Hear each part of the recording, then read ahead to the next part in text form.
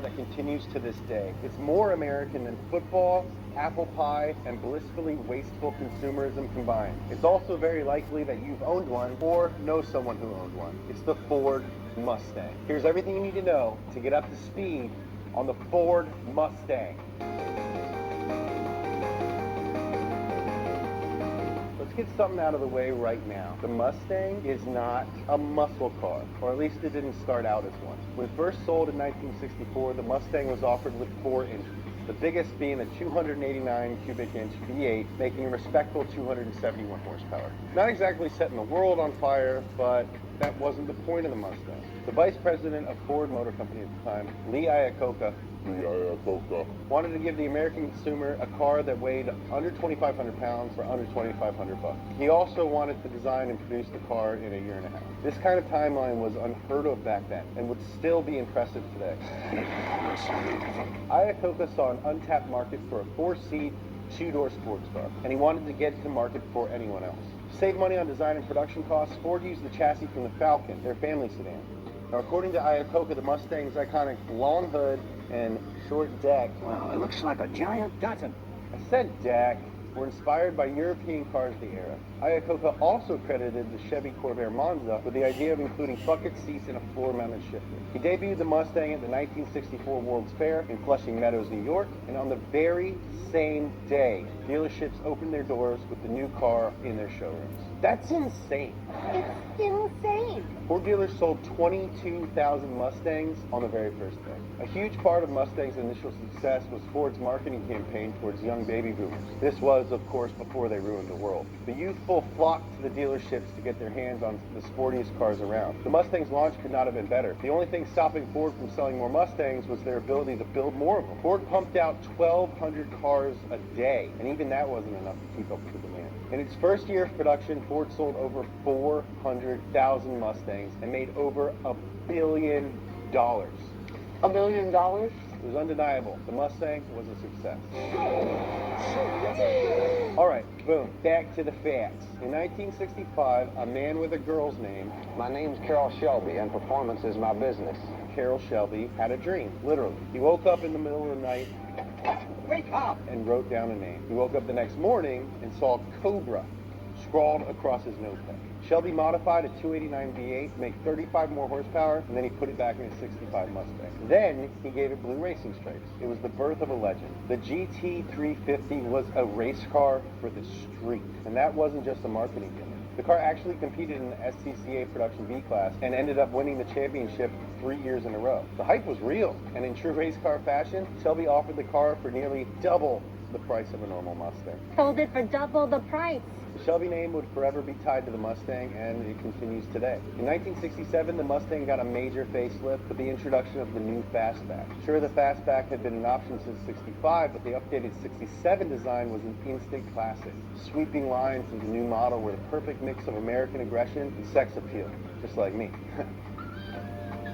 The grille had a bigger opening, like a shark waiting to strike. The taillights were now concave, and the Fastback reached all the way to the back. It was a revelation, and it still stands out as one of the best-looking American cars ever. The legacy of cool was cemented in 1968 with the release of Bullitt, starring the coolest guy in the world, Steve McQueen. Bullitt features an iconic car chase between a '68 Charger and a '68 Mustang driven by McQueen through the streets of San Francisco. Steve McQueen did a fair amount of his own driving for the scene, as he was an accomplished driver. You can actually tell when he's driving by looking at the rearview mirror in the shot. If it's down, Steve's driving. If it's up, it's one of his stunt drivers. So now it's 1969, and the American muscle craze is in full swing. Ford's rivals are swinging for the fences with their new designs. The Camaro, the Charger, the AMC Javelin are all giving the Mustang a run for its money. So, what does Ford do? They go supersonic.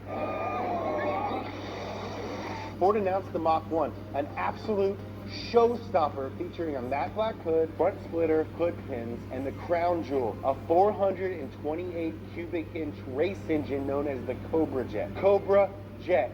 Poisonous snake and jet. If you wanted the ultimate street racing machine, Ford had you covered. While Ford was updating the Mustang with the new and interesting looks, gas became expensive. Nobody wanted to buy cars with giant engines anymore. They simply couldn't afford to fill them up. So what did Ford do? Did they A, discontinue the Mustang line until it made sense to bring it back? Or B, fundamentally change the Mustang to conform to market trends until it was no longer recognizable and sullied its good name in the process? B. They went with B. The new Mustang, now called the Mustang 2, shared zero components with the previous model. The Mustang 2, its sister car was the Pinto. The Pinto, man. The f***ing Pinto, dude. The Ford. In 1974, the Mustang was not available with a V8 option. Instead, consumers could choose between an inline-4 and a V6, neither of which made any power. However, this didn't stop the Mustang 2 from leaving the dealership. Ford sold nearly 300,000 Mustang 2s that year, making it the 6th best-selling Mustang ever. For the rest of the 70s, Ford tacked on aesthetic upgrades to the Mustang and even offered a Cobra package in honor of the original Shelby Cobra. But these were nothing more than appearance packages. Ford updated the Mustang yet again in the early 80s with their new Fox unibody chassis, and they even experimented with turbocharged engine arrangements, but sales were slumping. Ford proposed replacing the Mustang with a front-wheel drive design they had borrowed from Mazda. Mustang fans flooded Ford with letters and protests, demanding that they keep the Mustang alive. Ford responded by keeping the original pony car and naming the new car the Pro. 1987 saw a renewed and refreshed Mustang. The 302 cubic inch, or 5-liter, engine got new forged aluminum pistons and some bitchin' new cylinder heads, which made it great for modifications. The Mustang was back.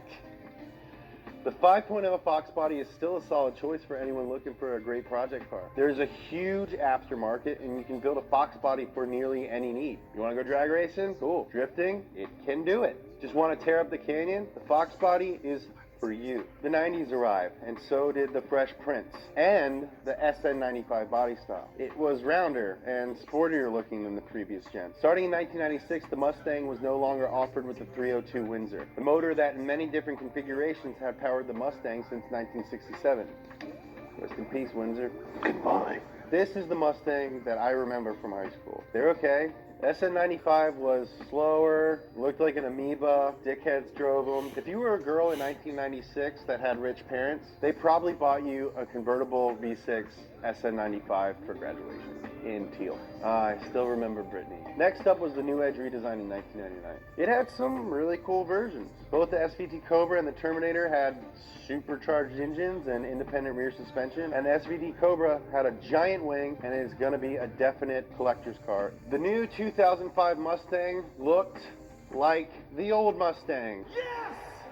Yes! The new S197 design was a direct evolution of the iconic Mustang lines of the 60s. You might be a little numb to them now because these Mustangs are everywhere, but when it debuted, everyone agreed that this was a great looking car. The throwback styling was a huge success, setting off a retro trend in the auto industry for years to come. Chevy and Dodge responded with retro designs of their own, and they've all sold really, really well.